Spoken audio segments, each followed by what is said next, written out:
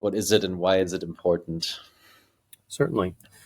Well, permissionless innovation, first of all, this is a term that no one knows who coined this term originally. I did not come up with this term. I've tried to popularize this term as a policy notion, but really it started getting currency in Silicon Valley in the United States in the 1990s and 2000s to basically represent the idea of the general freedom to experiment and learn through trial and error tinkering. And it reflects, permissionless innovation reflects the sort of openness to change and disruption and risk taking, a willingness to accept the failure side of trial and error. Nobody thinks about the error in trial and error, but it's really important to learn from our failures. And what I try to do in my work is to say, well, permissionless innovation is both sort of an ethos or an engineering concept, a computer concept, but it's also a good way to think about policy. That it's a way to think about a default position of government activity towards entrepreneurial activity. And under a permissionless innovation default, innovation and innovators are treated as innocent until proven guilty.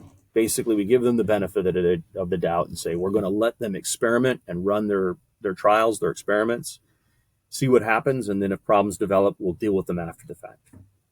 The opposite of permissionless innovation is far more well known, and it goes by the name of the precautionary principle, which almost everybody knows what that is who does policy, and it emanated out of Europe in the context of environmental law, but it has been applied far more broadly now. And the precautionary principle basically takes the opposite approach and says, no, we're going to treat most risks and most activities as guilty until proven innocent. We have dangers and harms that we want to avoid in this world.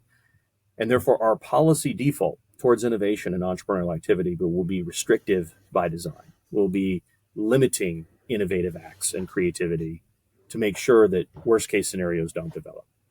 And the entire point of my book on permissionless innovation comes down to this one line.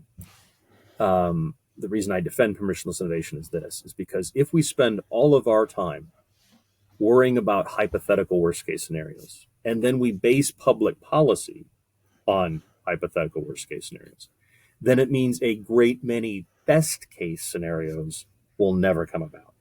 That it's only through trial and error learning that we get prosperity and human betterment. And for me, when it comes down to like one line that summarizes everything I believe in, it's that trial and error experimentation moves the world. You've got to allow people to tinker, to try, to do things differently if you want to get any prosperity and progress in this world. And so this is why these defaults matter deeply towards emerging technologies, because if you don't allow freedom by design through permissionless innovation, then guess what? You're going to get a lot less innovation. It's a really simple thing. If you just say to entrepreneurs, don't do it, or don't do it except under these, extreme conditions, then unsurprisingly, you will get less of that thing.